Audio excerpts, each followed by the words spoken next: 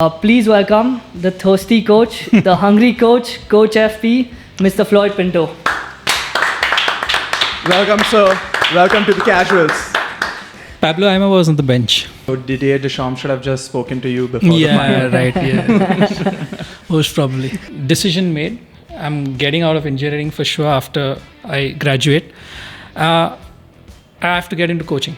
You have to kind of reinvent yourself at every point of time. I started with 6-year-olds at Shivaji Park. Fuck, manage that. And all the mothers love Floyd, sir. We were the team that was most feared because you wouldn't want to play against a bunch of young, hungry teenagers who were fit to run for not just 90, 120 minutes. Very good living. I mean, not just good living, very good living. They are superstars on and off the pitch. Purely for the atmosphere, Kerala Blasters, the stadium in Kochi. Oh, that's crazy. It's always 65,000 plus, loud. Goalkeepers and captains, no chance. You may see a rival podcast soon. Everyone comes on the casuals and gets gay. Seriously, dude, not gay.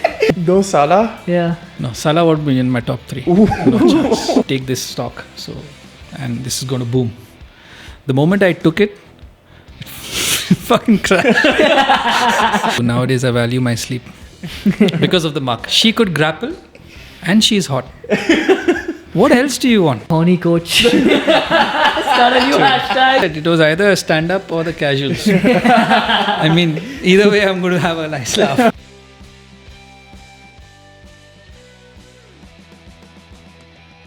What's up, guys? Welcome back to the Casual Sports Show. Today we are joined by a very special guest.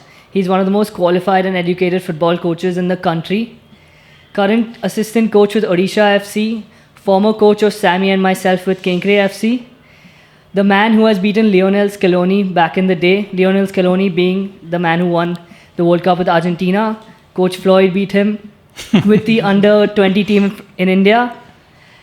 Please welcome the thirsty coach, the hungry coach, Coach FP, Mr. Floyd Pinto. Welcome, sir. Welcome to the casuals. Pablo Aimar was on the bench. Pablo Aimar was on the bench. Yeah. And Giovanni Lo Celso's brother was on that team. Okay. Some more And information. 10-man India under 20. 10-man India, yeah. So let's start with that game. Yeah. Talk to us about that experience and what was it like beating a powerhouse like that? Oh, I mean, to have that kind of a team in front of you and to have, that time nobody knew Lionel Scaloni. Everyone was like Pablo Aimar's on the bench, Argentina under 20, and they beat everybody in that tournament. And to our, advantage, they played a few players who wouldn't play usually.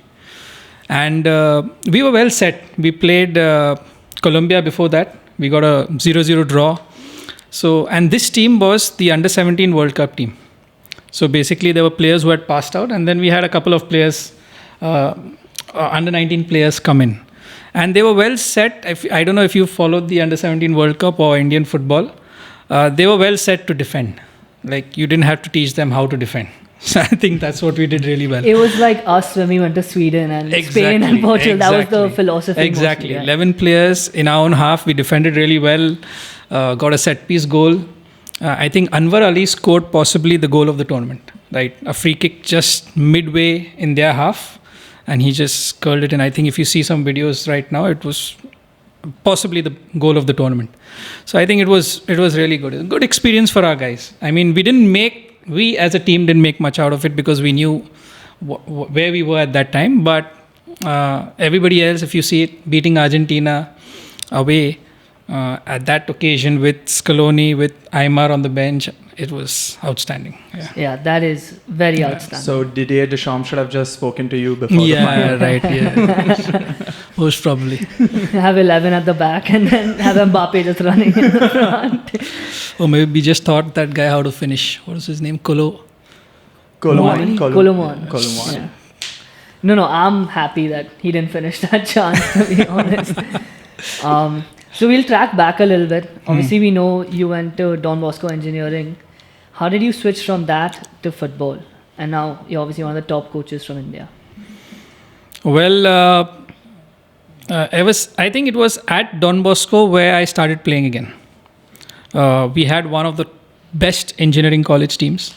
All these potential professional footballers, so to say, who were, who had to choose between engineering and medical at that point of time, were in the college. I don't know, the teams may not sound as interesting, but ex-Air India players, ex-Mumbai FC players, ex-players from ONGC, those were the top 3 teams at that point of time. If you wanted to play in the I-League at that point of time or in the national team, you should be playing in one of these 3 teams. So it was that. And we, basically the semester was 6 months.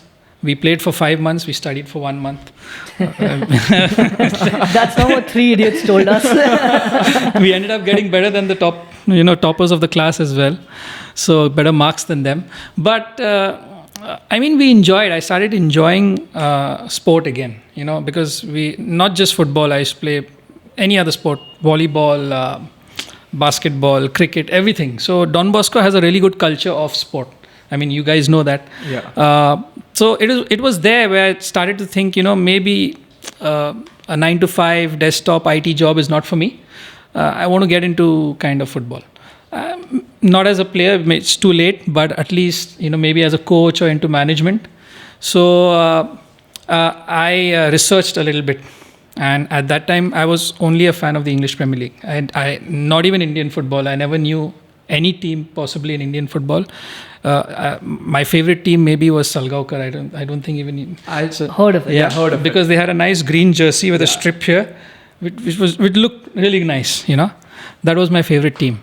So applied to 5 universities in the UK for a management. So sports management. Okay. So basically in the UK or in England, it's like the manager. It's not the coach. So I thought, to be a manager, you need to be like me, sports management kind of thing. That will get you into management, and then you do your batches. And halfway through, I realized that, I got into all 5 universities, really good universities. Then I realized, okay, this will get you into management, not coaching per se.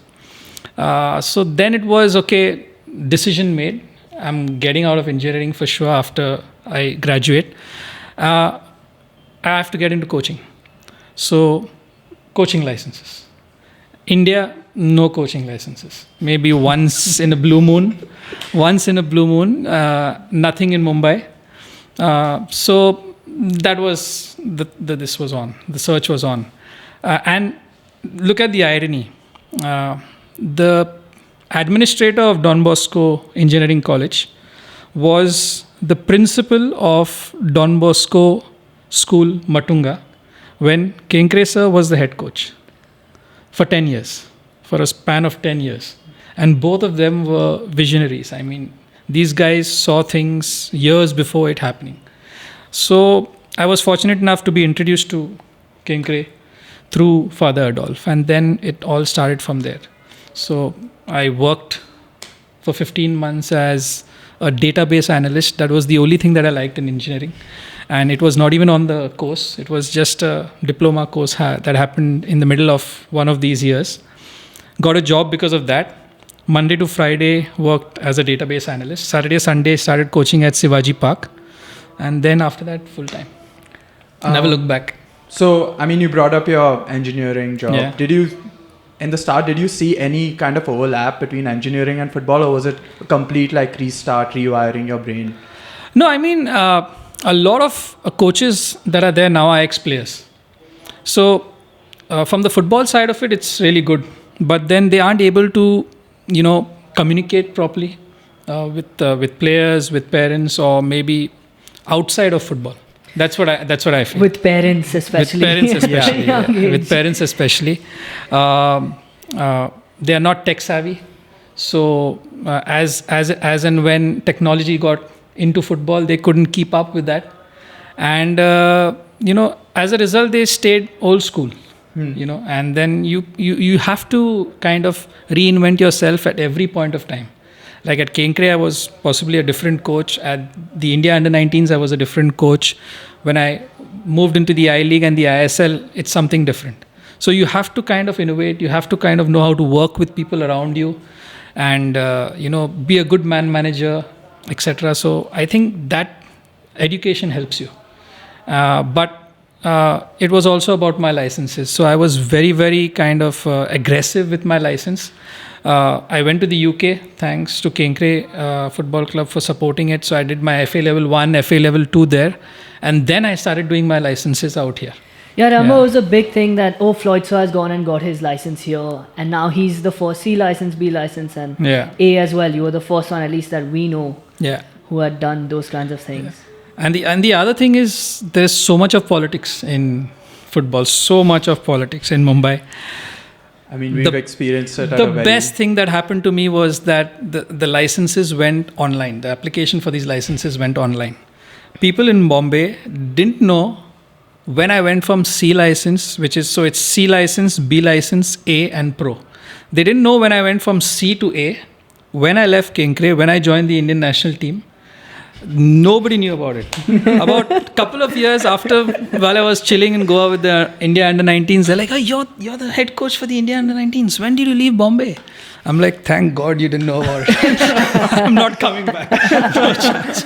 So it's crazy. Yeah. So you said with Father Adolf and then Kenkre sir, with Joshua, that connection, and of course Joshua. So how was your first experiences with Kenkre? We started, I think, under 12, at least for myself. Yeah. And we had a great time. We played up till under 16, and then I went to the US, and I think so did Sammy. Yeah. So how was your experience? I remember you mentioned that you started also with the under 12s, and then you went on all the age groups to the senior team. No, I started with 6-year-olds at Shivaji Park. Oh. Fuck, manage that. Damn. That too on a mud pitch. Crazy. That was crazy.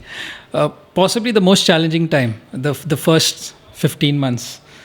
That was, but it was good, to coach kids right from the age of 6 to professional players, and not just the kids, their parents as well. Because the challenge was the parents, not the kid at all. Because we firmly believe that if the parents allowed you to train, you would train. If they said no, football's over, it's over. So we knew that we had to convince the parents to kind of send their kids to that, and I enjoyed it. And it's sad, I loved that time at Kenkre because it was such a good environment in Mumbai, and we created that kind of yearly structure or yearly plan where we played 3 tournaments a year, the Go Green Cup and the leagues, the Sunday leagues. Do you remember the Goans versus Kurla? This is deep Kenkre talk, but that's what I really look forward to, was the Kurla team versus the Goans batch. Goans batch, yeah. And we'd always lose. The Goans, I feel like the youngers would do better, and then the older guys, the Scottish. That was really good, yeah. That was really so that kind of atmosphere, I think I miss. And off late I've been going to Bangalore a lot. I feel, that vibe, that class, that kind of atmosphere is there right now, which was in Mumbai maybe around 10 years ago. Yeah, that culture with Kenkre was amazing. We would different. Go to India to, we'd go to Kerala, then the Go Green would come, and then we'd go to Spain or Sweden or Portugal and stuff like that. So there was always that whole year laid out for but the difference between maybe us doing it and Kenkre doing it and the others were we would train for it. We would we would train for it. I still remember there were kids who wouldn't kind of, commit till the last minute. But there were kids who used to train for at least a month or 2 before going. And that you was... You want to name some names of the kids or the parents? Or the school at least. Maybe Joshua will be the one who'll suffer. Not me. There'll be calls to the Kenkre office. But you spoke about the attitudes of parents being super important, at least back then. Last year, I coached for a bit with one of our ex-Kenkre coaches. And I had a completely different experience where the parents were way more enthusiastic about sending their kids. And there were also so many more opportunities for kids to come and play different tournaments, and even just the AstroTurf being there. We played on mud pitches and sandy pitches. Do you think that difference exists? That was like my parents. Like, my dad would get pissed if I don't go to practice. Like, you're going to Sweden next month, you better show up to every single practice, or You'll have a problem with me. There were a whole range of Yeah. parents, like you said, there was some where you had to kind of control them and keep them calm. I remember addressing a group of parents on one of our trips to, I think it was Sweden or Spain. So I told them, like, cheer all you want, make as much noise as you want. I don't want to hear a single coaching instruction from you. All the mothers all of a sudden are experts. To be honest, they were really good. They were really supportive. And throughout the tournament, you could hear a lot of noise. You could hear the odd coaching instruction, but and especially and surprisingly not from the dads, from the moms, who've never even kind of took a step on would never step on a football pitch. Yeah. And then they would be like, shoot, and they'd be like, oh, sorry. Sorry, sir. I'm sorry. Floyd sir would actually steal all his instructions from them. And all the mothers love Floyd, sir. They listened to me. It was a good time. It was the best. It was so much fun. I miss those days actually, and it's sad to see like the demise in Mumbai football all of a sudden. But I see that in Bangalore right now, and it's I feel like kind of being part of that journey, because you feel that kind of environment, there's a class to it, like we put when we were it was not just training, it was kind of bonding, it was kind of enjoying competition, everything together. Yeah. More of a holistic education. Much more. That's what Kenkre also would always Yeah. emphasize on whenever he talked to us or communicated with us. Damn good. But so if I want to start coaching in Bombay, what should be my first step? Yeah, get your license first. That would be the D license. Yeah, that would be. I think I don't know. I'm actually lost because it went down to E, I think. And that E thing was an online thing or something. I think you need to go on the AFF website and get yourself. So I remember it being the D license, but they'd have rounds of applications. There wasn't like a dedicated time that this is when we are holding the camp. We don't need to get into this. Floyd has become too big for these e-licenses. He doesn't know. There was a. Yeah, I have. Talk to me when you are A, bro. There was a they started this thing called grassroots and all that stuff, and coaches would just get stuck there. I mean, it's crazy because when I went to the UK for the license, they had a structure. They had recreational, they had professional. So most of the parents used to do the FA level 2. That was equivalent to a C license in India. So, that makes sense. Yeah. So that would allow them to be a coach of their son or daughter till a particular age. And then it's up to professional coaches. So that was the aim. I want to be my son's or daughter's coach for us, or maybe be there to guide him or her. So they used to do that license. After that, the professionals used to take over. So here there wasn't any kind of structure. And like coaches, see the aim is you ask yourself, do you want to be a recreational coach or do you want to be a professional coach? If you want to be a recreational coach, then license doesn't matter. You can coach wherever you want, whoever you want, charge whatever you want, open an academy, club, no one cares. If you want to be a professional coach, you need to get your licenses done. That's the only way you can progress. And my advice would be, if you want to coach, get out of Bombay. Bombay is not the place for you. You can't leave the show and go. Yeah. take the casuals maybe somewhere on the road or something like that. That's a traveling show. Yeah. Rohan, you're down? Yeah. I'm looking for a reason to get out. You go to Goa every month, bro. Buy a surf trip. So that's it. Get out of Bombay. Any player or coach at this moment of time, Bombay is not the place. No chance. So we'll move on from the Kenkre stuff. You got an offer from the India under-17s. We spoke about it in the intro a little bit, that the under-17s were a really good team and you did well against Argentina in the under-20s. So talk to us about how that opportunity came up and then your experience with that team. No, so I was already in the AFF while the World Cup was being prepared, being planned. So the India under-17 team was possibly the team that got the most exposure, the best of facilities, etc., in Goa and abroad. So I was part of the India under-19. So basically in the shadow of the under-17 team. So we kind of prepared for our tournaments as much as possible. But once the World Cup got over, the two teams kind of merged together. So that is when I got the chance to kind of be the assistant coach to the under-17 head coach for 1 year. And that was also the first season of the rebirth of the Indian Arrows. So the Indian Arrows gives you the opportunity to play in the I-League.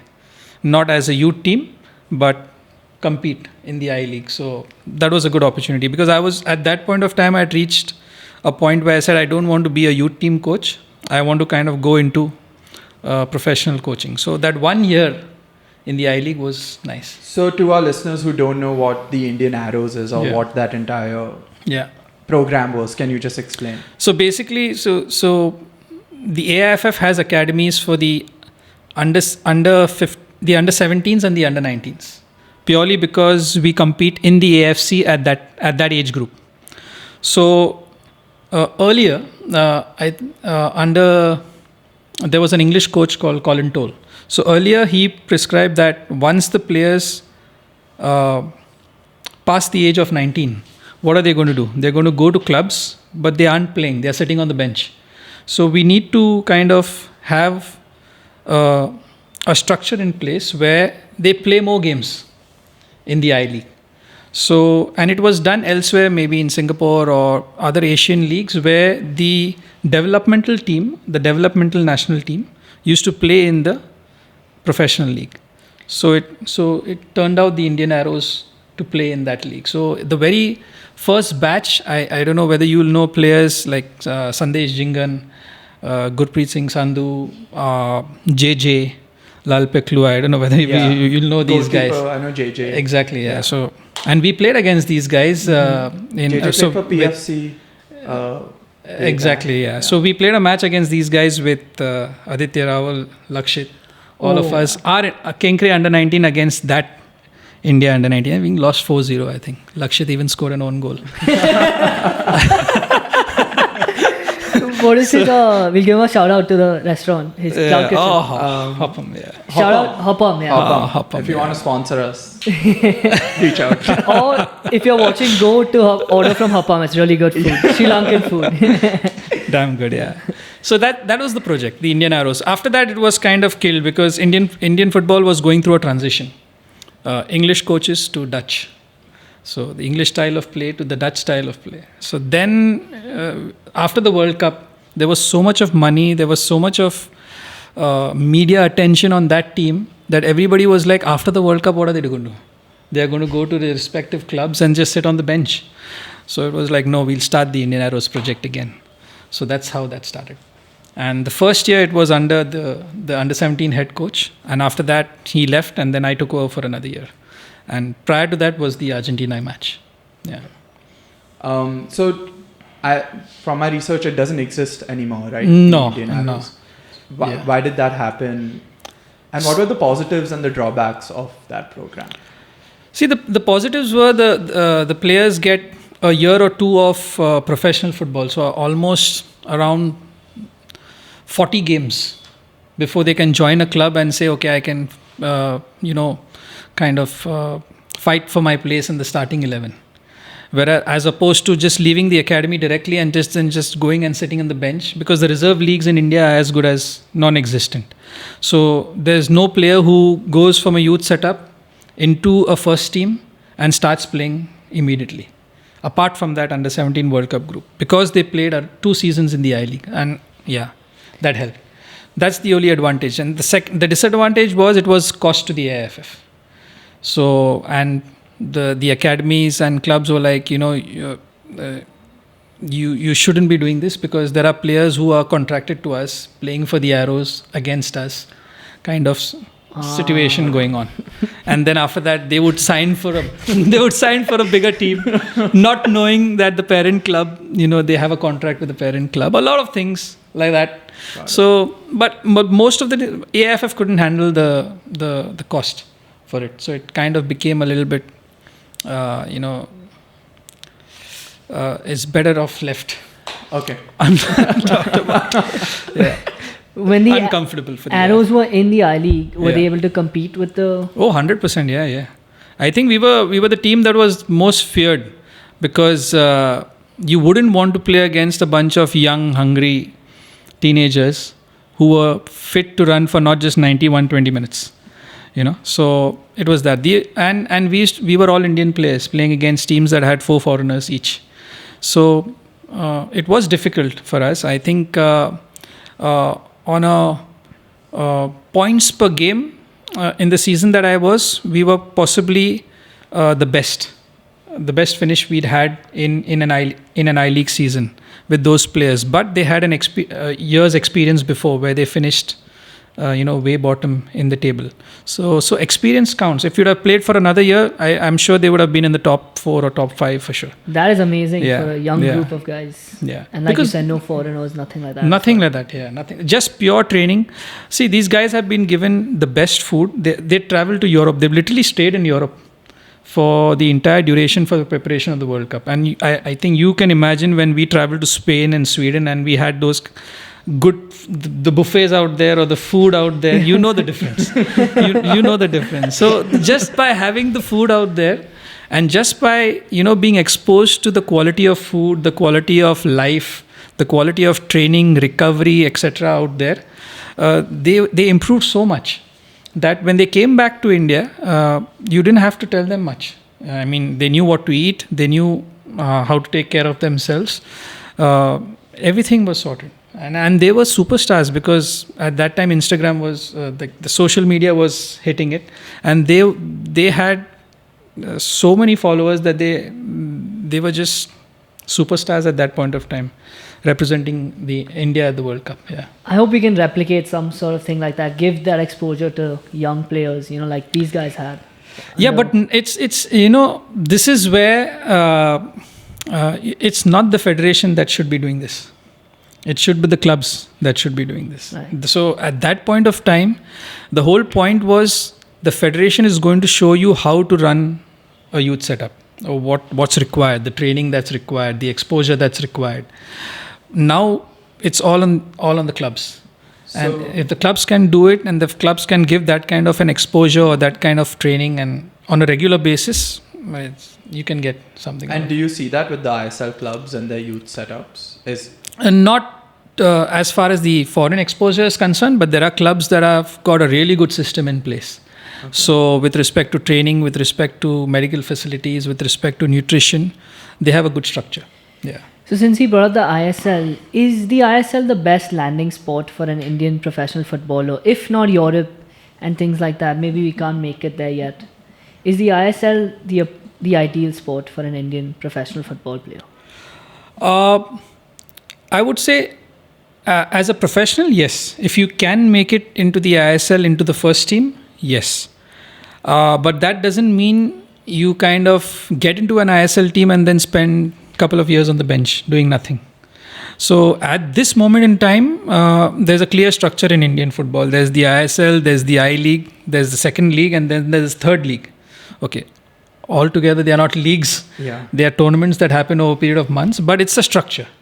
So at least you can guarantee some kind of playing time. If you think you are good enough to play in the ISL, you should be able to rock the I League. I mean, be the best player in the I League. So that should be your aim. And then kind of get back into the ISL. And if you talk about playing abroad, it needs to be done at a very early age. Okay. Second, in the top leagues, I don't think even if we are good enough, we can play because of the work permit issues. Okay. Third, there are players who have been offered, like Gurpreet, Brandon, Sunil himself, have been offered to play in, say, the Norwegian league or something like that. But if you're going to earn a certain amount in 6 months in Norway and earn that in 1 month in India, what would you choose? So that was another question that I had is do they make a good living playing football in the ISL in India, or is it very good? Like, very good living. I mean, not just good living, very good living. They are superstars on and off the pitch, and I think they are well taken care of. And what's good to see is that today's players they kind of manage their money really well. because nowadays agents are not just agents to get you into a club. The agents take care of your well-being, they take care of your nutrition, they take care of your investments, they take care of your, they guide you with respect to your injuries, etc. So they are very well taken care of. So I know all this ISL talk, you said there's a clear structure, but the ISL itself, I think, is a little confusing because there are 3 different cups or 3 different trophies to play for. 2. It's the MLS structure. So then what about this Super Cup that happens? So basically, so you have AFC, that is Asian competitions, like the Champions League. So you have the AFC Cup and the AFC Champions League, right? Yes. Correct. So initially there were 2 slots for India. Okay, so the winner of the league gets the AFC Champions League slot. Basically 3 slots. The winner of the league and the runner-up get the AFC Champions League slot. And the winner of the cup gets the AFC Cup slot. So the cup is so the playoff. Cup was the Super Cup, kind of a standalone tournament, like the FA Cup, for example. Okay. Yeah. So then what is the difference between the Shield and the playoff that happens? The Shield and so it's like the IPL, for example. Okay. The winner of the IPL league stage is the winner of the ISL Shield. Okay. Which at this moment of time rightly gets the AFC Champions League slot. Which is the most prestigious. Because it's the league. Got it. Okay. And then you have like what's going on right now, the eliminator and semi-finals. That's the ISL playoff. So the winner of that gets the cup slot. Okay. The AFC Cup slot. Got it. And the winner of the Super Cup gets 3rd cup slot. Got it. So that's how it was till last season. It may change, but that's so as a manager, if there are 3 different, as a coach, there are 3 different things you're competing for. What is the most important? The Shield. The Shield is the most important. Because of the qualification. You want to win the league, yeah. You want to win the league, you want to play in the Champions League. Okay. And the Champions League has got restructured this year. Okay. So I think we are not going to be in the proper Champions League. We are going to be like into a Europa League kind of Champions League in Asia. The 2nd tier of the Champions League. So we really don't follow ISL yet, but this season we plan on doing it, and maybe we'll support Mumbai first and then Odisha. Yeah. Wherever you go. I support neither of them. So you can take your pick. I've heard you talk about the atmosphere and the facilities now that it's been 10 years with the ISL, right?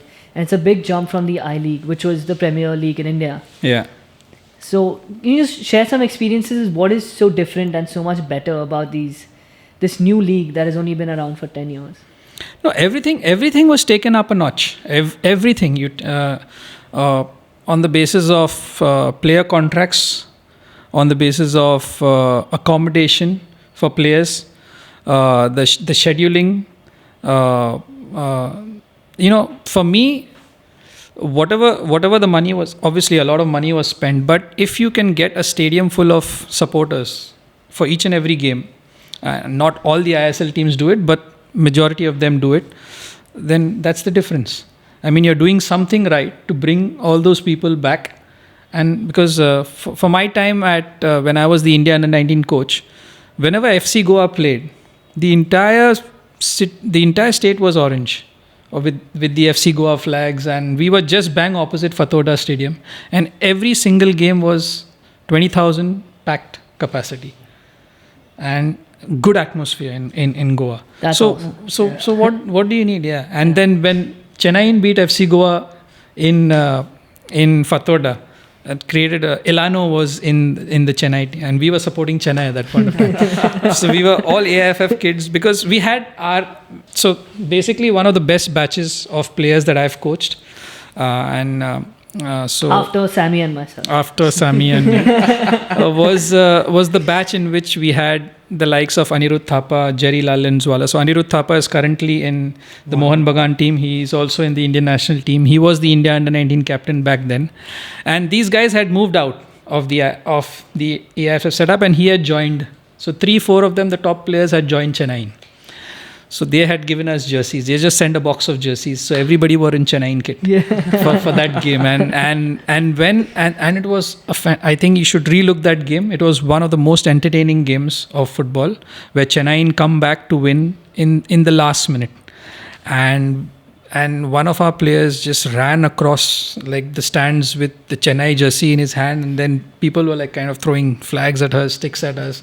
It was a crazy scene, but it was possibly the only section in the entire Fathoda stadium that was blue. and that was us. Goa and hooligans. they were like, and Goans are really sweet people. They were really sweet, and you know, they were like, they had lost the game in the worst possible. They were leading, and they had one hand on the trophy, and it was gone, and they were like, you guys are training in Goa. You know, we are giving you everything that we've got. Why you have to support Chennai? It was like a really sweet way of telling us why. You know, why did you do that? We are like, you know, the best of our players are in Chennai, and they give us a kit. So Yeah, anything for a free jersey. anything for a free jersey. We've done that at the ZPL. And with the show. It was a good time there, and it's still good. Yeah. So, what are the 3 stadiums you would regard as a must visit for a match in the ISL? Oh, the Salt Lake Stadium for a Mohun Bagan versus East Bengal game. That would be outstanding. In fact, if you see the last 3 games that were held at the Salt Lake, they had a capacity, they had a sold out crowd of 60,000 plus. And we played the semi-final there. Then Mumbai City played the final game for the League Shield.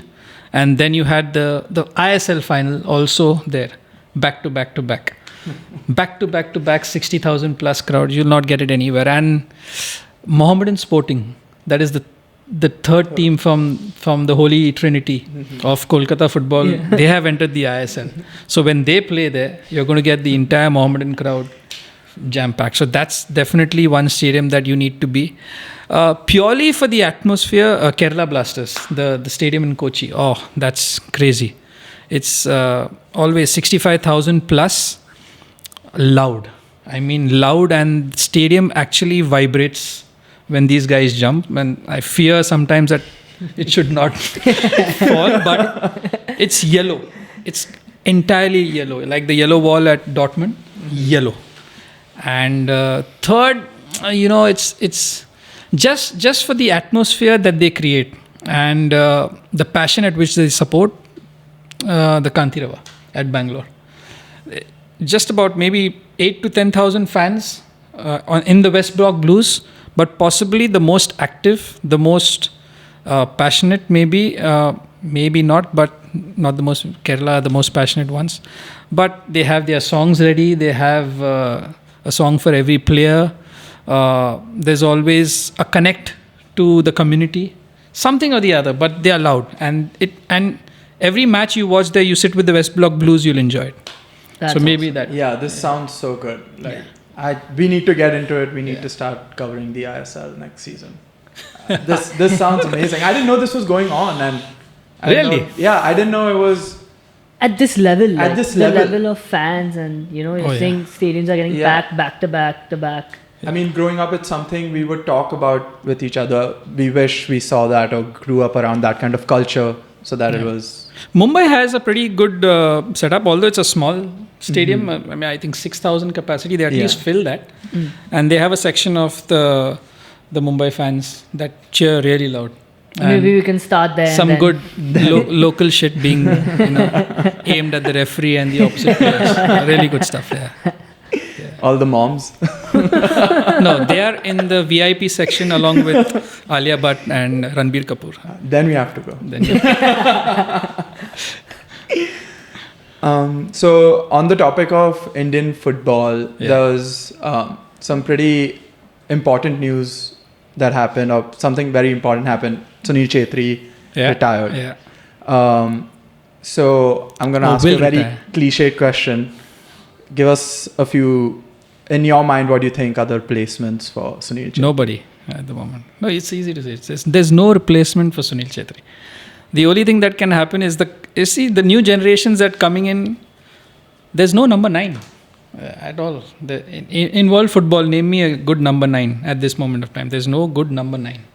It's all about players who can play in multiple positions, etc. Darwin Núñez? He plays on the left. He's best when he plays down the left. No, but it's a collect. We have some really good talent. Players who can play across the front three or front two, whatever you want to. And I think they'll form, as a collective, they should be the replacement for Sunil Chhetri. So any names that we can look out We for? have Lalyanjwala Changte.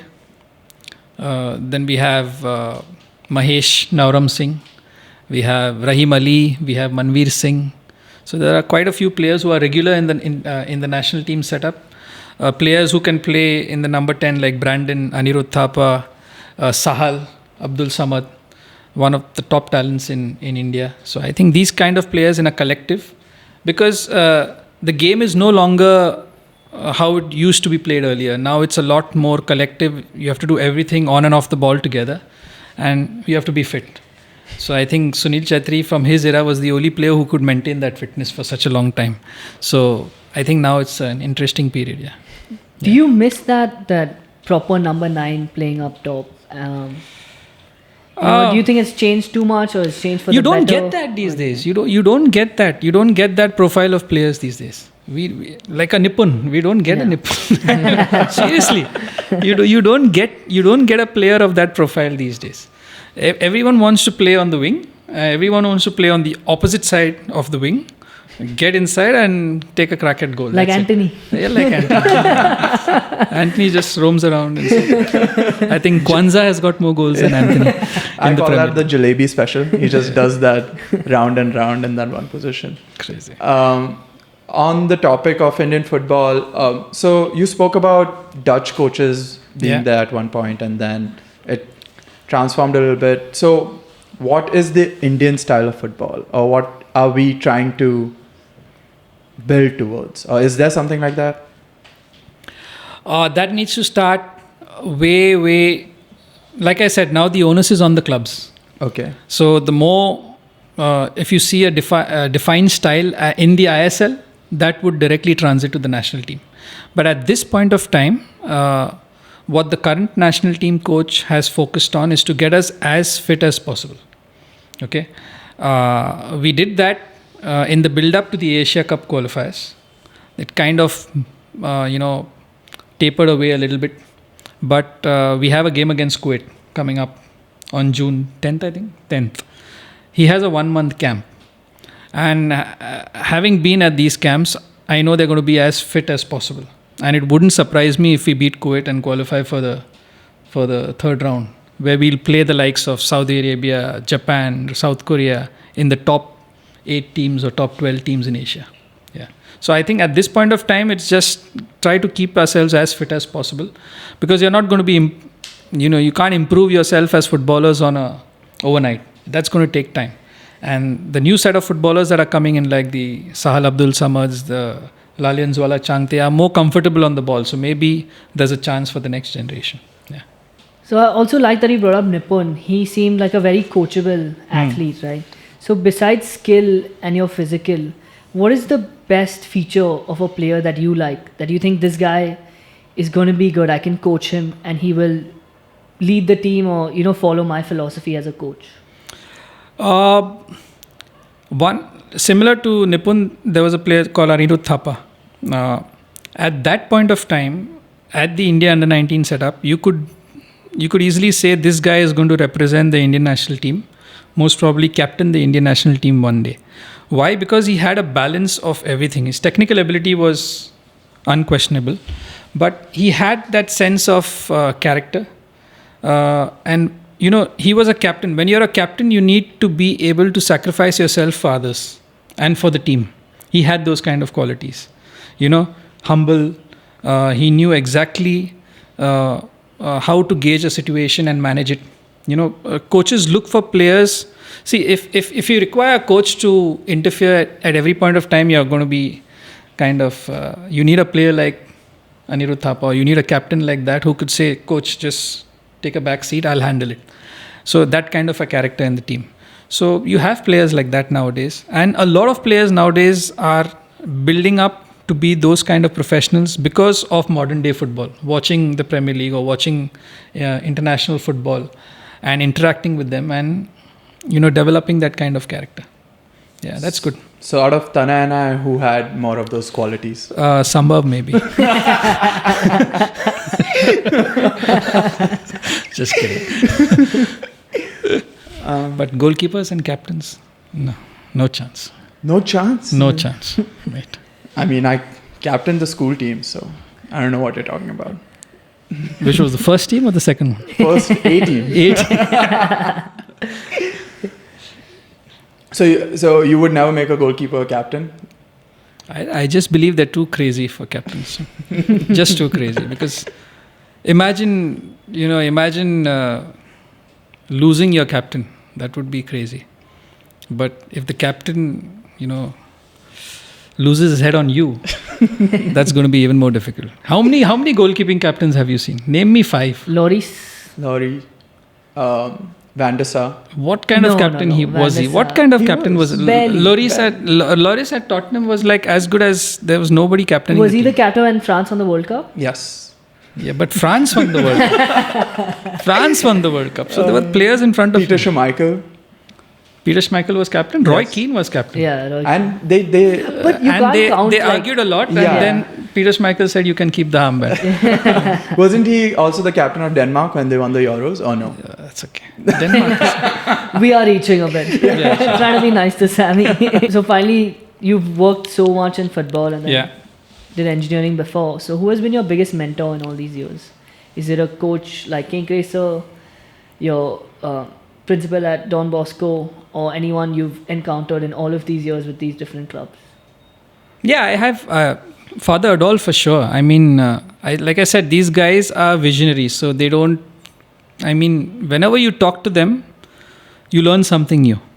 So Father Adolf at Don Bosco, Kenkre sir at, Kenkre Football Club. And there's a friend who's been really good. And his name is Mr. Naval Seth. I think you must be knowing him. Yeah.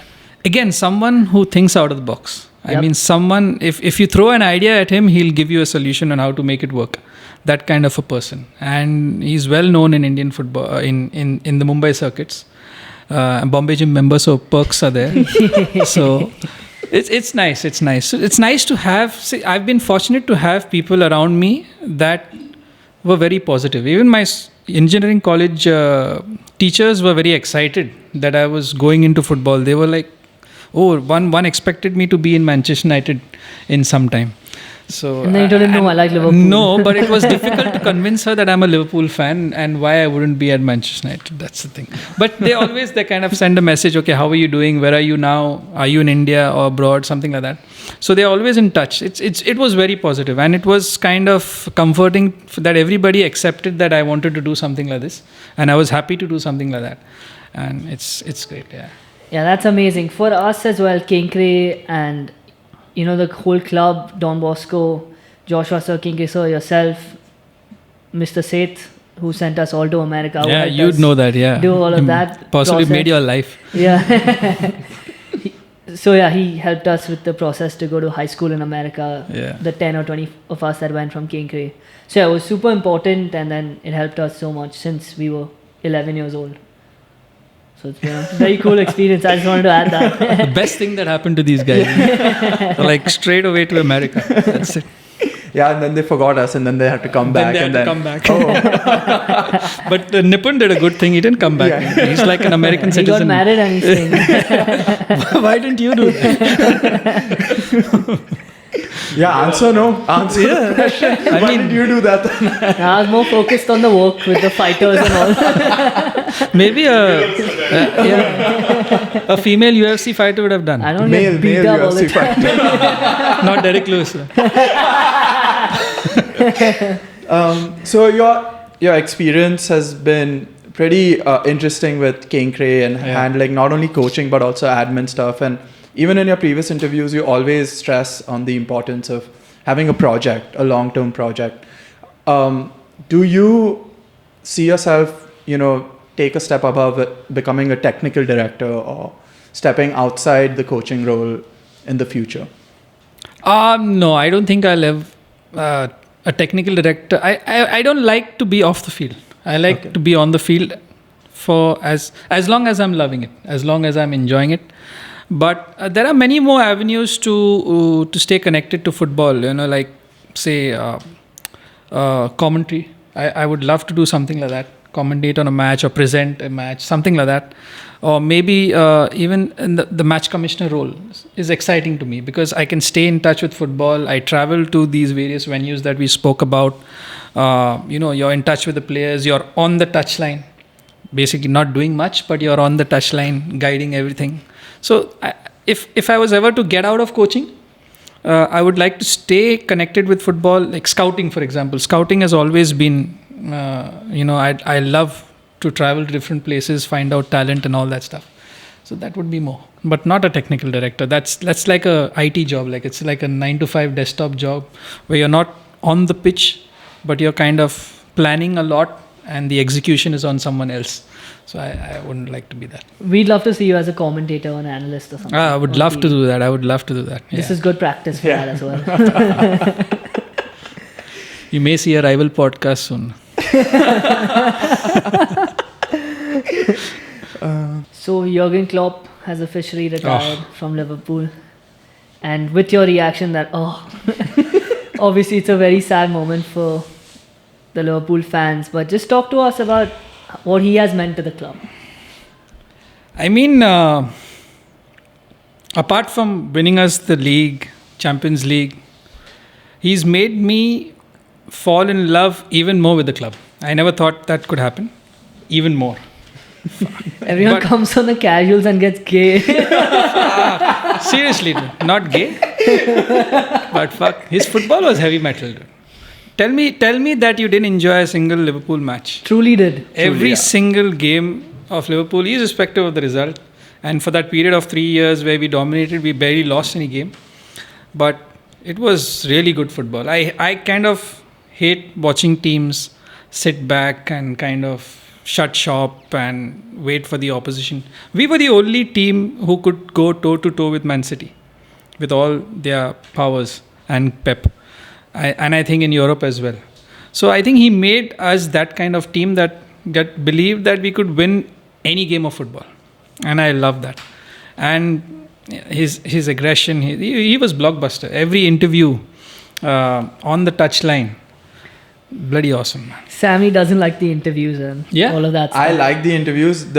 Lately, the interviews have been a bit much with the 300 farewell interviews that he's done. Yeah. And then he says that I don't want this to be about me. Exactly. That's Klopp. That's Klopp. I'm like, then don't announce your retirement 5 months prior to it happening.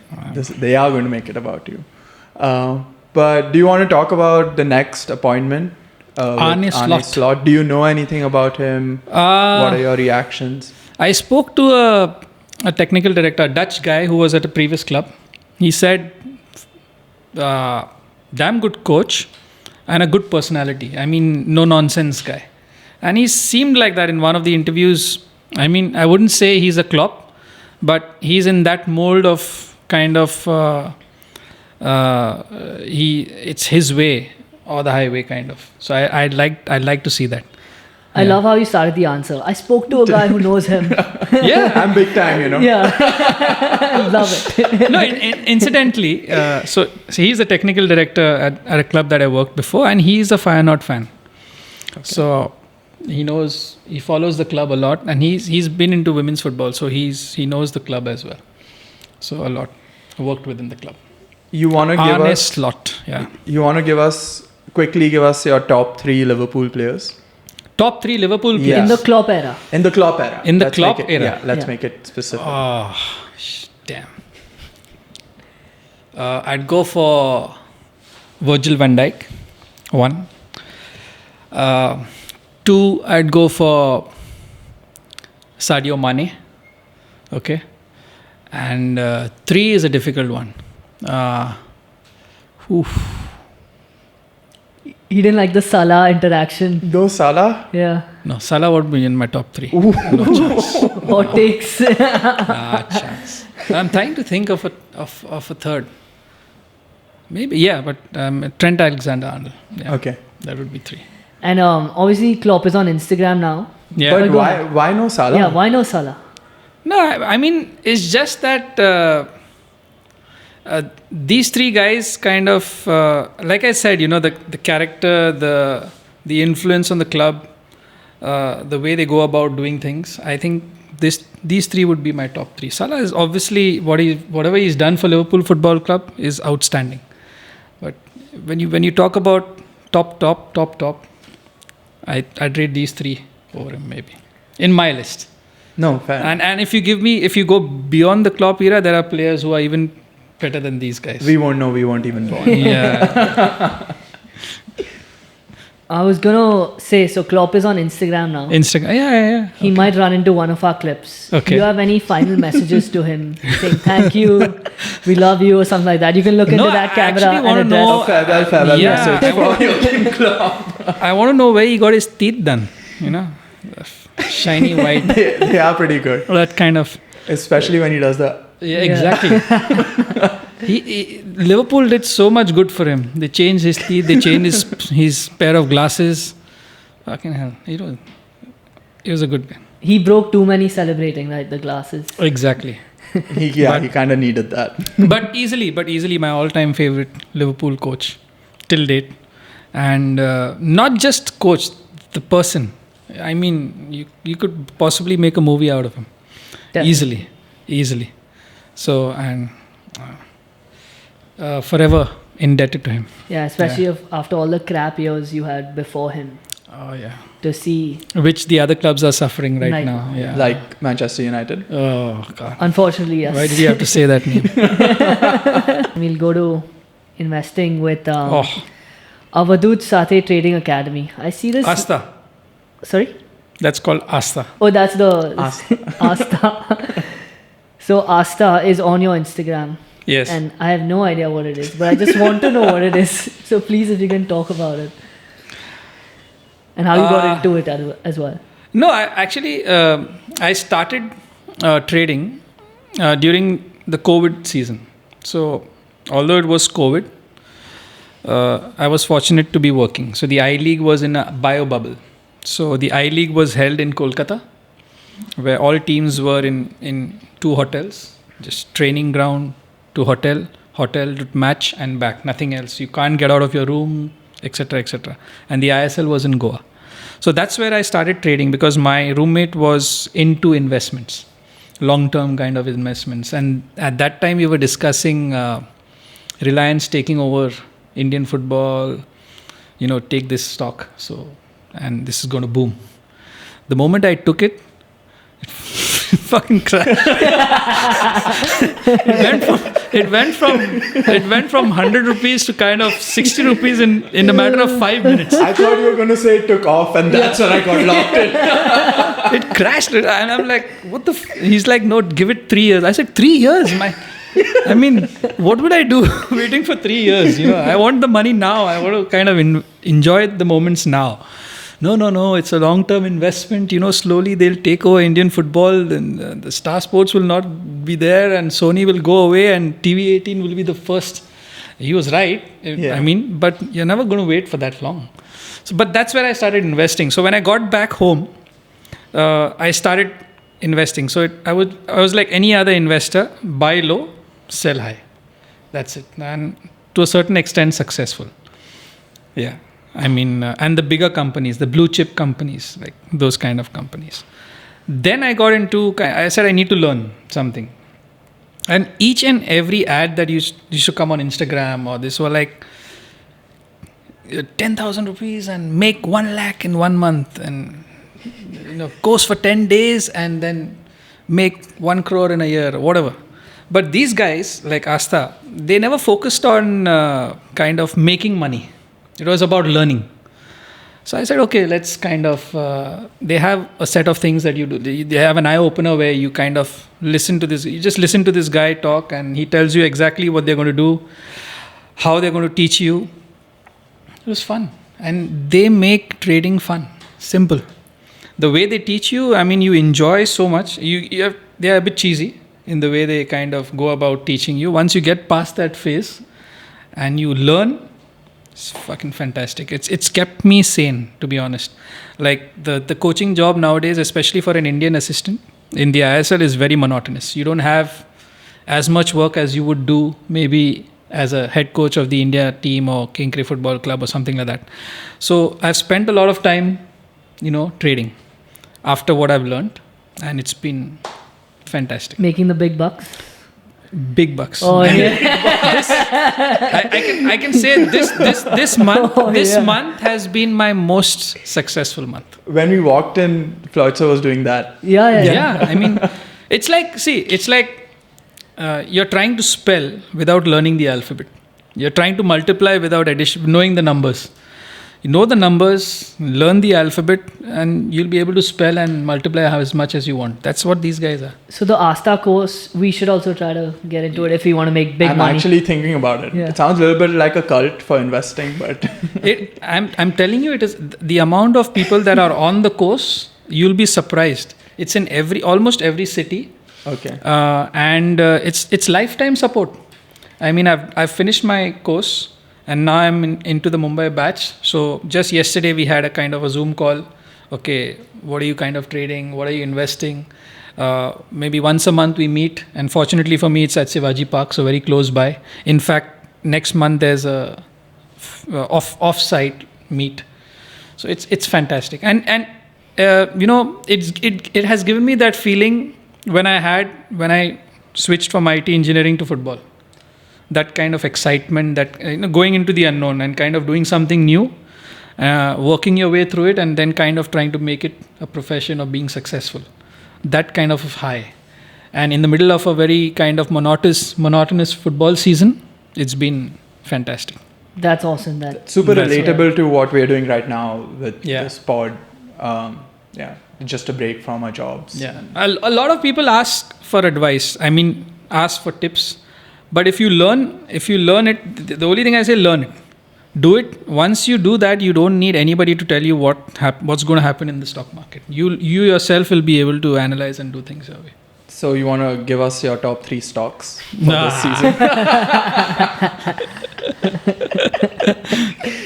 Even if I did, what would you do with it? Tell me. You would invest in it and then probably see it after 10 years maybe. And it'd be 50x. Any stock would go up 50x after 10 years. By then, We're just a ranking podcast. We just want ranks. see, I'm someone who would like to invest and book my profits on a regular basis so that I can enjoy. Okay. Yeah, I'd like to travel. I'd like to do a lot of things, so I need money for that. Yeah, so if I want to make it a full-time profession. I want to be a full-time trader. Then would you take our portfolios or something like that when you switch to that full time? No. Because Why? You don't want to help us make money? I'm a trader. I'm not a stockbroker. But you make Get your money off of us. license. Get your license. So for that. coaching license, this license, everything.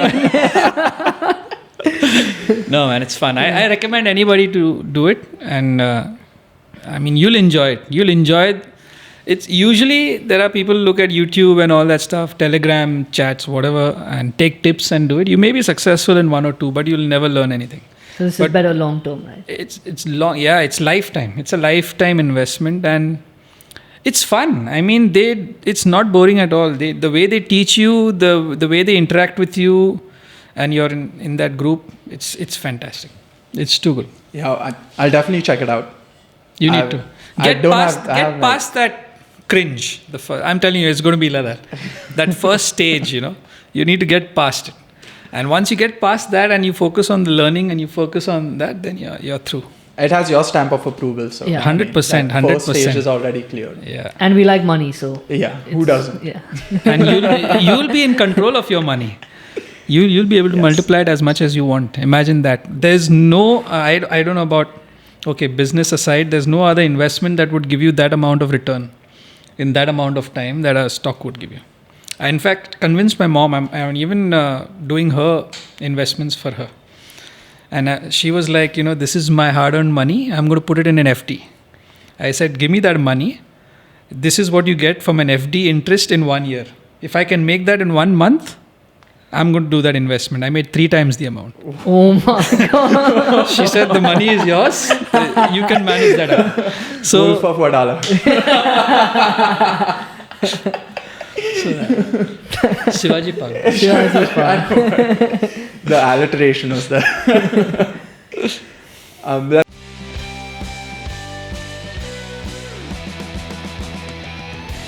Let's move on to from investing to UFC. Oh, yeah. Great So segue. Tanay segment. Tana segment. Yeah. I'm PFL, by the way. Really? Oh my. Francis Ngannou fan, I think. Well, I work for them, so that's why. I don't have a choice but to say that right now. Okay. But either way, Is he ever going to try? Is he ever going to fight in the PFL, man? Soon, I think. I mean, that's what they've told him to say, of course. No. He's Company going to line. fight soon. He just had that terrible loss against Joshua. So it'll take some time to recover, and I think end of the year, we'll see a Francis pay-per-view at the PFL. You can never trust what Tana is going to say about PFL because it's all company line at the end of the day. Yeah, but And the truth. the champion looks scary though, maybe. Russian guy, right? Who's the champion in PFL? Henan Ferreira, the Brazilian. Oh, the Brazilian guy. Yeah, that's going to be good. Yeah, so we'll go to UFC 302. Is going to come out. Is going to be this Saturday by the time this episode comes out. We'll talk about the co-main event first. Two entertaining personalities at middleweight: Sean Strickland versus Paulo Costa. Yeah. Thoughts on those guys and a prediction if you have one. Yeah, hopefully Paulo makes the event first. Second, I think it's Sean Strickland on volume, basically. I don't think Paulo's going to get knocked out. I think he's got a good chin. But I think Sean in a stand-up, I don't think Paulo's going to take anybody down. But on a stand-up, Sean's going to win on volume. What do you think of Sean Strickland's mic skills and what he says? Oh, he's too good. Love it. He's one of the most entertaining fighters. I love these guys. You know, they have the skill to fight, but they also have the skill to back it up. You know, on the mic, it's fantastic. Yeah, those personalities that come up in MMA are just amazing. Unscripted WWE. That's what makes the sport. That's what's getting the sport to that level. You know, that's what you need. Sammy, do you have any thoughts and predictions on that? Like you said, I'm going to go with Sean Strickland just based off the mic performances. That's what I have no. Paulo real Costa is good on the mic as well. He's good on great. Twitter. With his secret juice. Yeah, and all with that. the secret juice. He's good on Twitter, which I do appreciate. But Sean Strickland, I think the shit talking after he wins too is going to be crazy and just shake up the entire division again. What about you? Cool. I hope Costa wins so he can get back to the belt. We saw Strickland win and then defend his title. I enjoyed It's both not of like them. who you'd like. It's who's going to win. Paulo Costa is going to win because he'll be hungrier, I think. I don't think Sean was as hungry in that Duplessis fight. He started off really well and then I think he took the foot off the gas a little and then ended up losing. So, Duplessis is a killer, dude.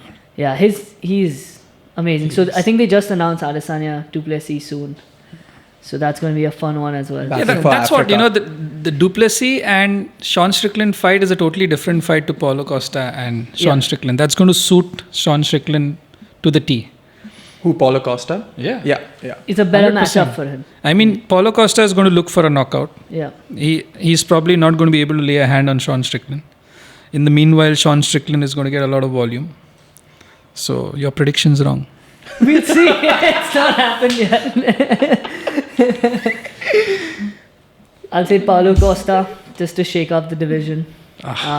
Maybe he just follows him on Instagram or something. Definitely do. But we'll move on to the main event. Main event. Pound for pound number one, Islam Makhachev Done. defends his lightweight belt against Dustin Poirier, who had this will be his third crack at that belt. And Floyd, sir, who do you got and why? Islam. Easy. Islam. Dustin Poirier was done in his last fight.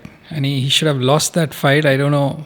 I think, what's the Benoit. guy's name? Benoit Saint lost. Denis, yeah. I think he lost a little bit of concentration and kind of got submitted, or else Poirier was done. And I think in a stand-up, I think Poirier stands a chance, but I don't think Islam's going to stand for too long. And if you only have to look back to what he did to what's his name, the Brazilian guy, Oliveira, to know what he's going to do to Dustin. Tana had tears in his eyes that night. Yeah. The Islam versus. So, yeah, he did struggle against Benoit Dustin Poirier did. And Not then struggle. He possibly on the ground, lost. yeah. If he wouldn't have submitted, He would knocked have him out. Yeah. Knocked him out. He would have lost that. Yeah. They were telling him not to try to submit him because he was going for the guillotine again and Yeah. again. Yeah. And they were like, his corner was like, don't do that. But he kept doing it. And then he's like, okay, fuck this. I just need to. Stand and bang. Yeah. For that fight, I think it's going to be Islam easy. I think it's going to be a boring fight. Islam is just going to smother him, kill it on the ground. Dustin isn't really going to get a chance to show what he's good at. But yeah, so I'm going to go with Floyd again, Islam. Yeah, I agree as well. Islam. I don't see Dustin. As soon as it hits the ground and they start grappling, no one compares to these guys, Islam and Khabib and the Dagestani But Khabib's boys. back in the corner. Yeah, he is. That's back the in big corner. difference. I He's think that's also going to make a evading big difference. Taxes. A lot of taxes, 3 In million. Russia. Yeah. We might see him back in the cage. He made too much money on Asta. Islam wins, maybe he'll be able to pay back that. That's why he's taking that. Yeah, but Khabib's possibly the biggest influence, I think, in that backroom stuff. Yeah. Yeah, for He's Islam. up there. But yeah, I'd say Islam Makhachev, he will retain his title and his number 1 pound for pound status. Would love to see Dustin win, but I don't think he has a chance really. As long as you get a free serving of hot sauce or something. 1 year deal. Yeah, hit us up, DP. Louisiana style. Do a podcast for his foundation or something like that. Yeah, Maybe. definitely. Whatever you want us to do. Whatever. We're there. Cool. So yeah, exciting pay-per-view coming up in New Jersey, and Yeah. we'll all be watching it. So are you in town for that one in Bombay? Oh, yeah. I'll Maybe we be can up. meet up and do something. That's the only time I wake up early on a Sunday morning. Same. Yeah. Or we don't sleep at all. No, I do. Nowadays, I value my sleep because of the market. That's it.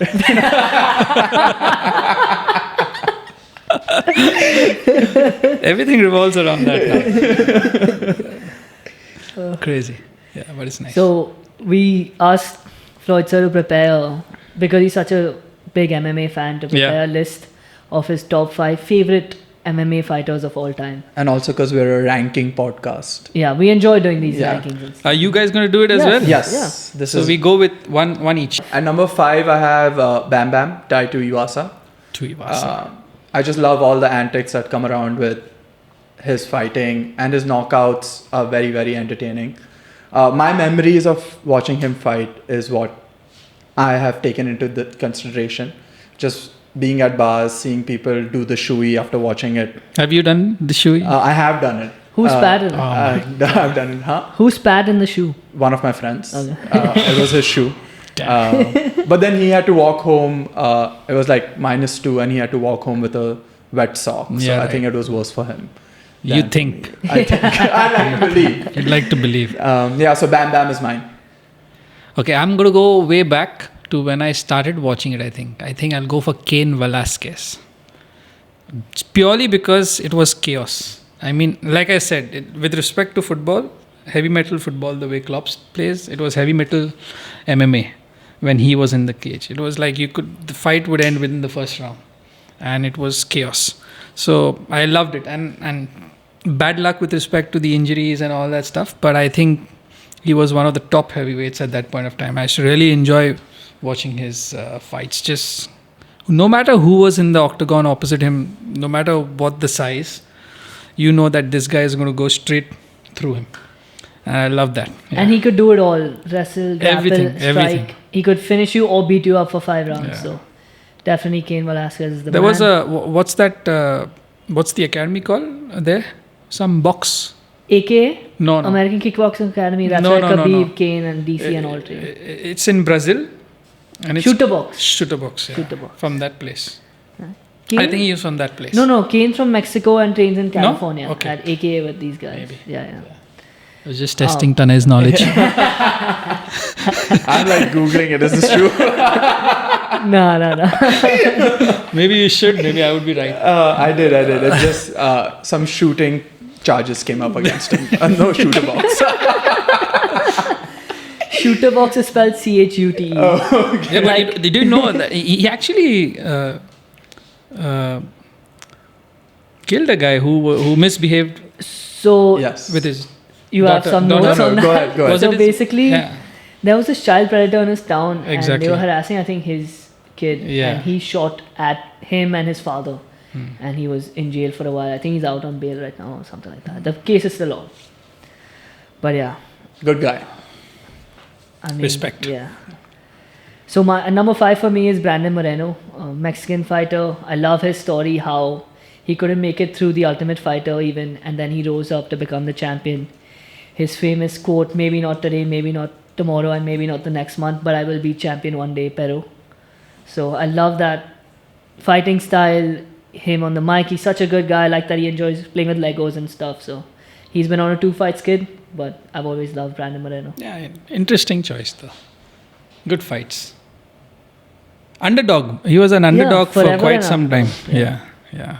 Again, a lot of passion in his fights. Yeah, at number 4 I have Alex Pereira, solely because I've got into the UFC pretty recently and I've watched all his fights in the UFC, and they've all just been so electric.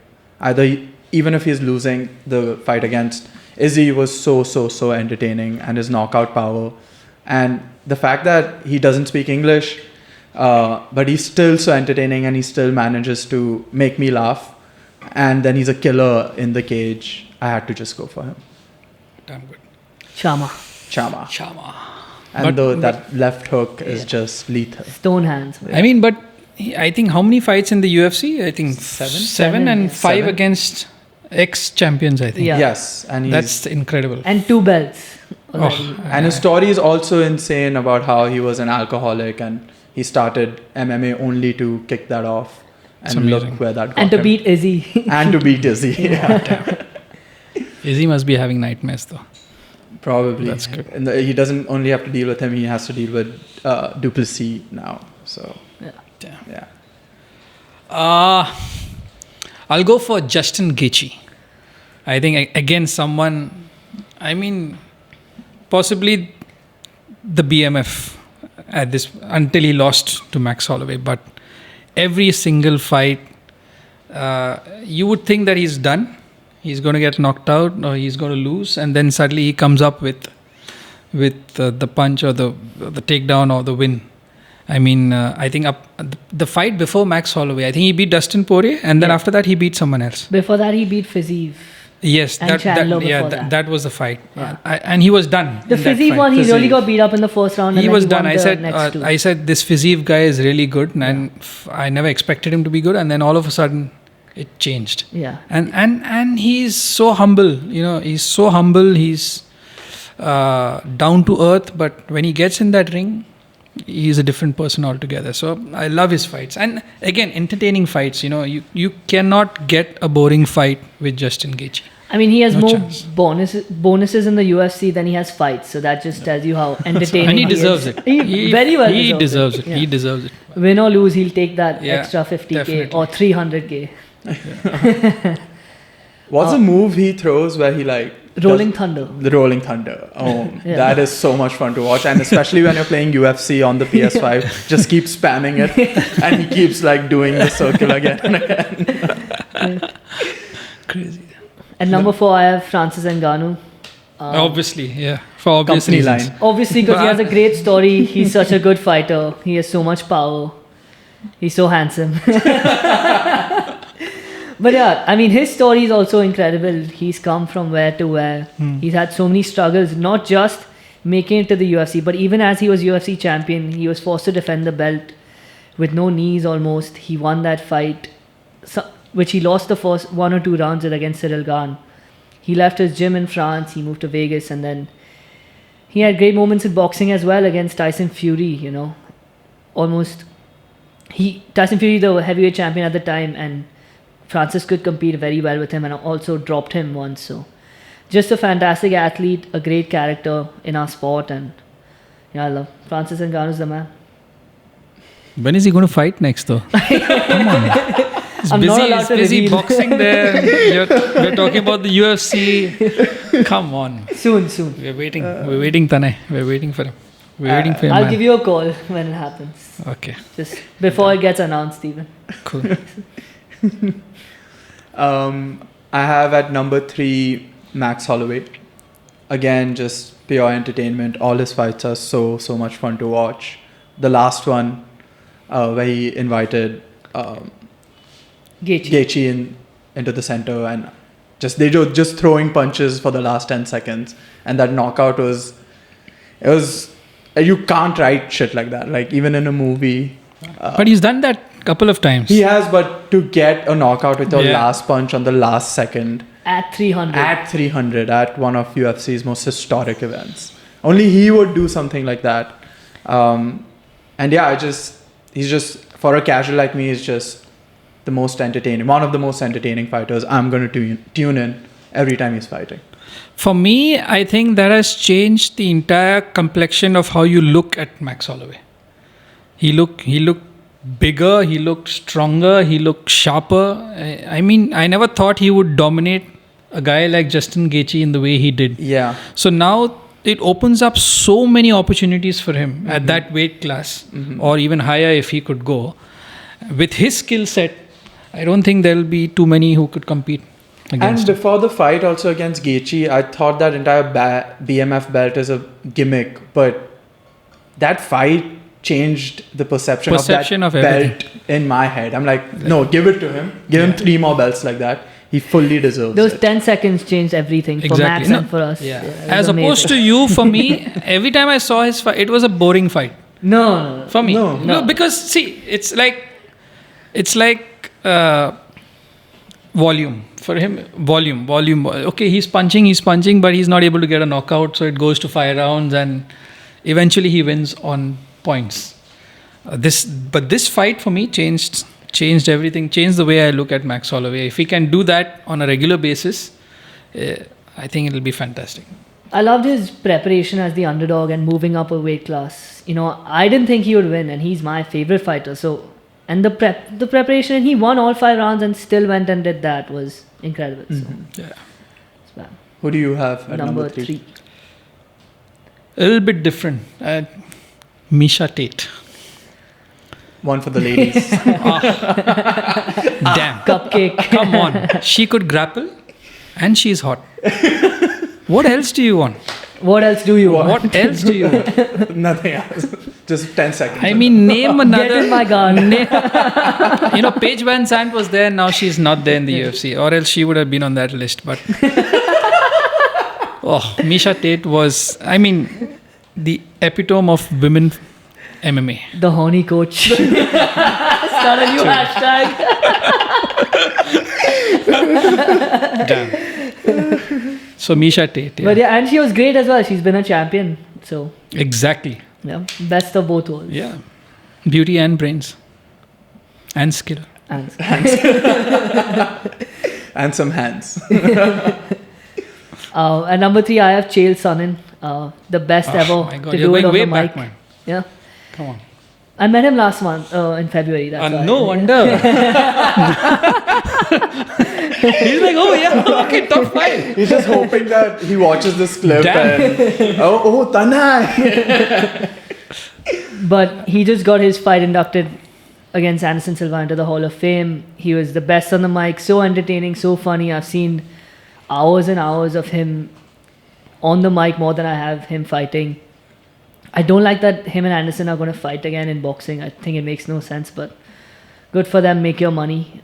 But yeah, Chael Sonnen started, I think, in such a good way that trash talk, right? People used to do it before, but no one as well constructed and well thought out, as funny, as entertaining as Chael. So he is the man, and like I said, I met him in person, very friendly guy, and now he's commentating and doing all these things, which I really enjoy to watch his content as well. Yeah, his exchange with Tito Ortiz has to be one of the best. Yeah, that was fantastic. He's talking about his wife. So basically, Tito was trying to talk shit to Chael. Tito, with his brain capacity, is trying to talk shit to Chael. He's like, the only reason you get these big fights is because of your mouth. And Chael used to be dating Jenna Jameson or something. And Chael said the only person getting jobs because of their mouth is your ex-wife or something. So that is an all-timer. Yeah. No, good pick.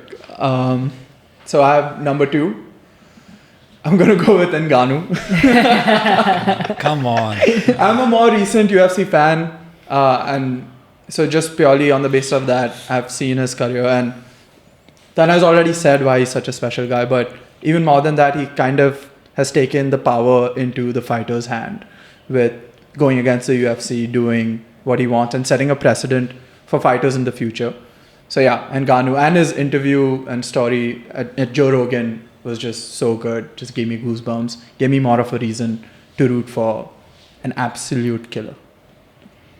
Cool. I forgot the name of my fighter. Ronda Rousey. No, that's Misha Tate. Alexa Grasso. Tops Name all the hot fighters. Oh yeah. Yuri Prohaska. Yes. Oh, that guy is something different. Yeah. That guy is something. I think he needs a rematch against Alex Pereira, and I think he'll beat Alex Pereira because he's something different. I mean, the way he went into the last fight was against At 300. At right? Pereira, no? No. At no. 300. At I forgot the name, but he was being dominated to a certain extent, but he kept moving forward. And what I like about him is precision, dude. Precision. One punch, and he's out. He picks and chooses his shots. Picks and chooses his shot, but his guard's down. He's in your face. He takes punches, and I think he possibly. I mean, I'd like to know what you would. Who would you like to see Alex Pereira face? That someone who could beat him. Apart from him, I don't see anybody else. Kind of, Yeah, that coming division close. is Maybe lacking. John Jones. Yeah. That John division is Jones. I would lacking, like to see John Jones against Alex. John Jones, but I don't see anybody else. Even Aspinall, for that matter. Okay, but he fought Alexander Rakic. Rakic. Yeah, Rakic. And Rakic at one point of time was a top dude. No, Rakic is elite. He's been in that top still, 5 yeah, for a But while. even in this there. fight, he was on top at times. But in the build-up, he wasn't- Rakic was very confident. He talked the talk. He even went on to that samurai thing with Yuri He and all learned that quickly stuff. not to do that again. And I mean, I really thought this guy is like at it, But did Rakic face John Jones? No. No. Okay, so he was one of the top contenders. But the way Yuri handled that, I think he deserves maybe a title shot, maybe or someone else in that bracket. Yeah, that video of him screaming and him punching trees in the freezing cold. The samurai, he trains like a samurai, lives like one. And Whatever. awesome. Yeah, something different. That's what I like to see. An unorthodox style. You don't get to see these kind of guys too often. So I like it. Okay. Number 2, I have Charles Oliveira. Complete underdog story. He lost. He was 50-50 in his first few UFC fights. I think 10 or 12 UFC fights. He goes on a crazy run, which is now at 13-2 with 12 finishes. He's held the belt and defended it once, and then once he fought Gaethje, which was not for the belt because of some weight issues, but I think he's the most entertaining fighter in the UFC. His story is amazing. He's from Shooter Box. He was born with almost nothing in the Bronx, which is why that's his name, in the favelas. I like that he likes football. He does horse racing and things like that. He's one of those guys that doesn't speak English and still has such a big following just because of his fight style and his attitude towards things. He brings his huge team everywhere. Like they all dye their hair blonde and stuff before he fights. Oh yeah, that's So all that culture and everything that he has, his fight style, he has the most finishes in UFC history, most submissions. But I never even knew he had that many fights, before this run. Yeah. I never even knew he existed. Exactly, he that just much. flew Only under then- the radar. I He mean, was very talented, but people would say, he was giving up and things like that. But then we saw that title run, especially with the Chandler fight, then Dustin Poirier and Gaethje. All 3 fights he was on his back for a little bit, and then he comes back and wins. And then, it's just been an incredible run from Charles Oliveira, and so much fun to watch. And I love that guy. So good. Yeah. All your clients taken care of. Except one more. Number 1. No women on the roster? No women. No. Damn. Haven't you realized? Do you have on your roster? No, I thought he was going to say, I'm no longer with UFC, I'm with PFL and OnlyFans.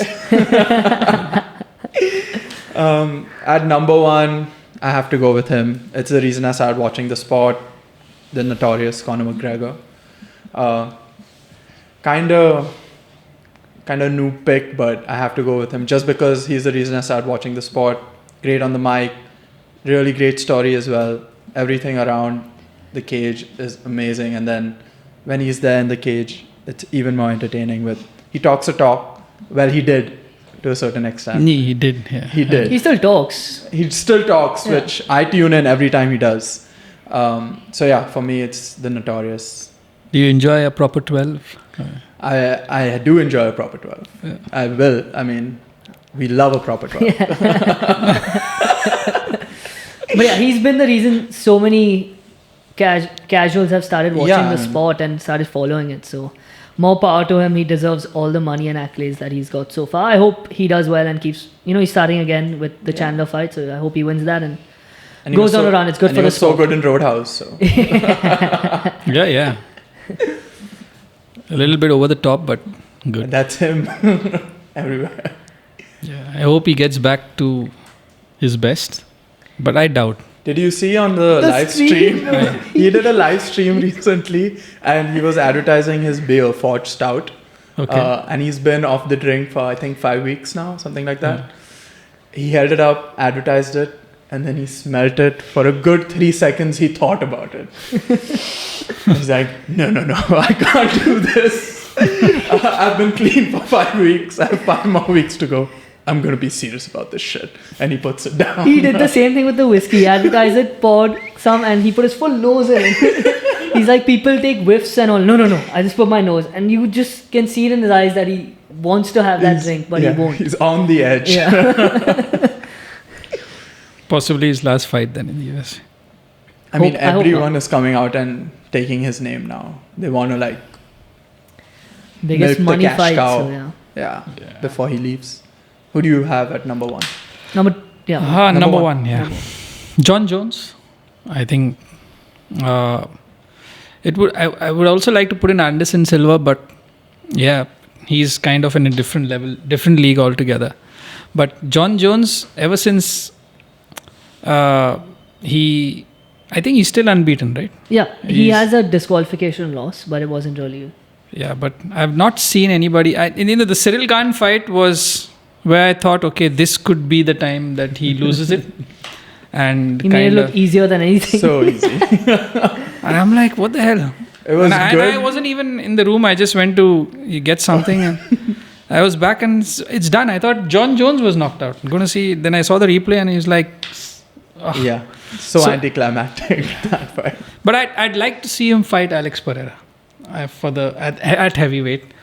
I think Stipe is a good fight, but Stipe is also most probably his last fight. Yeah.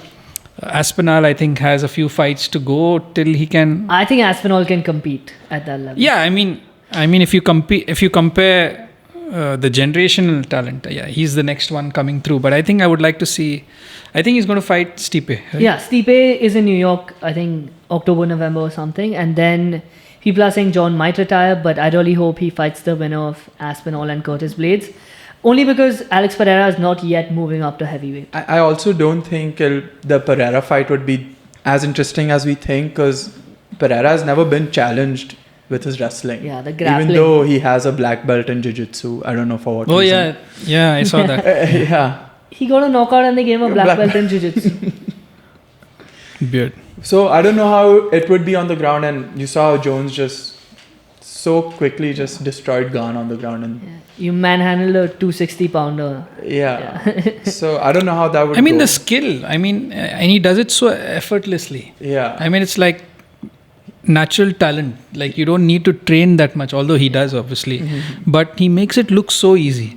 As opposed to the other fights where I would see like the Justin Gaethje fight or something like that for the intensity and the raw emotion, I would see John Jones for just pure technique and class. Just class. Yeah. He would do things that was so... His kicks, for example, were like so lethal.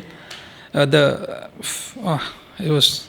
And his submissions and his trilogy with DC, the 2 fights. Yeah, he had 2 fights. What a rivalry. they were hilarious. Yeah. Dude. They were hilarious. I mean, it's still going on. They're still And yeah, despite all of this rivalry and all, his biggest enemy, John Jones, is John Jones. John Jones. Yeah, He can't handle a drink or driving or anything. I mean, come on, man. We should just keep him in the octagon. He's so great, this but it's wrestler. always that. I mean, I think he's the greatest of all time, but that tarnish is always Demons. there. Yeah, that demons he has. Yeah. No, Misha Tate. Misha Tate. Let's is the talk about greatest Misha. of all time. Yeah. And number 1 for me is Max Holloway. So obviously Sammy put him at number 3, and we talked about him. I think knew you guys would pick him, so I just left him out. Fair enough. Don't want to repeat. I knew you were going to pick Misha Tate, so I left her off. So you left women off.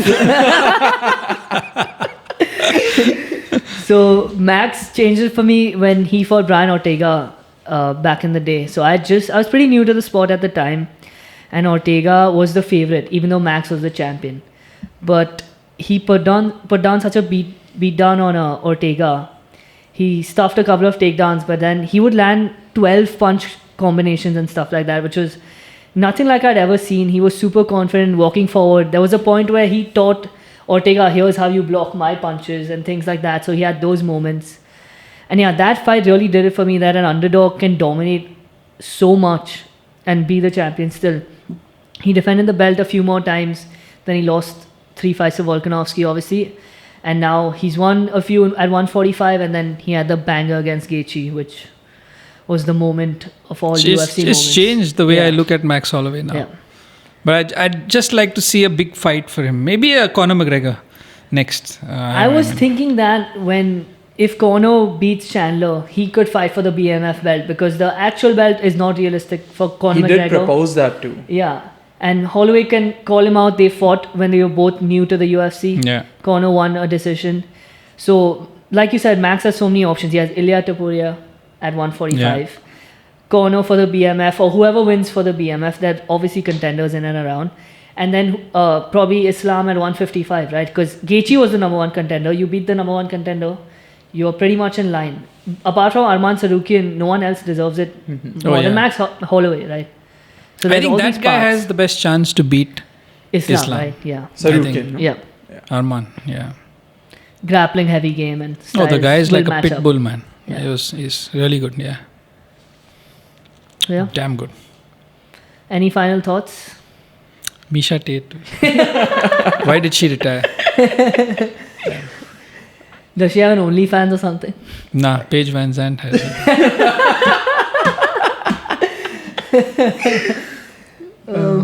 Yeah, she does, I think. Yeah. She makes more money out of it than UFC. Yeah, a lot of Why not? these women are doing that. But anyway, so thank you so much for being Yes. here with us. Most welcome. It was a really fun episode. We got to learn a lot about you and Indian football, and I think Yes. we'll start watching. Yeah, I'm ISL. excited about Seriously. the ISL. Start watching the ISL, yeah. Yeah. Maybe you'll hear me on commentary or something. That would be would awesome.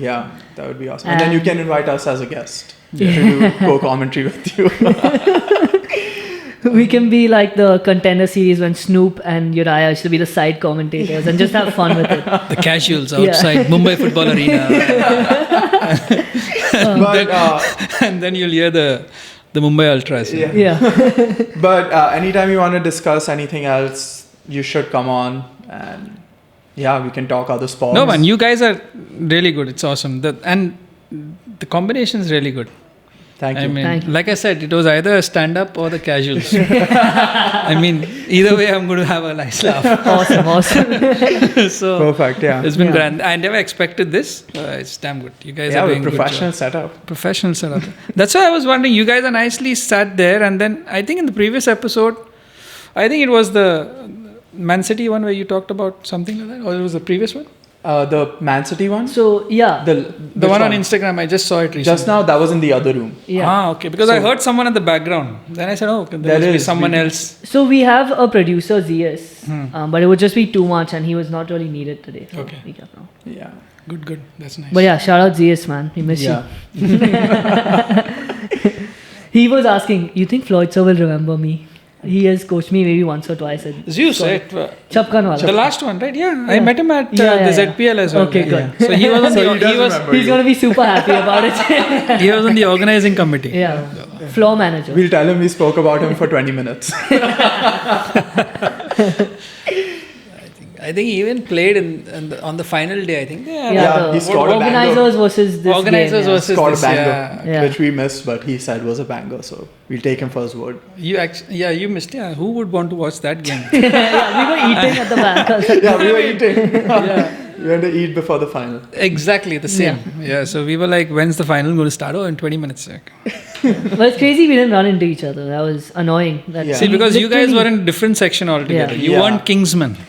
And as soon as the trophy ceremony started happening and people started mobbing John, we were like, we need to leave. John was like, I worked for a club with John was the owner. So Northeast United. you're a big man. Yeah. man. But we he don't never compete. came We down don't to move the around He in never those came down to circles. Guwahati. That's the problem. I didn't even have the the intention to go and tell him, remember Northeast United? It's your club.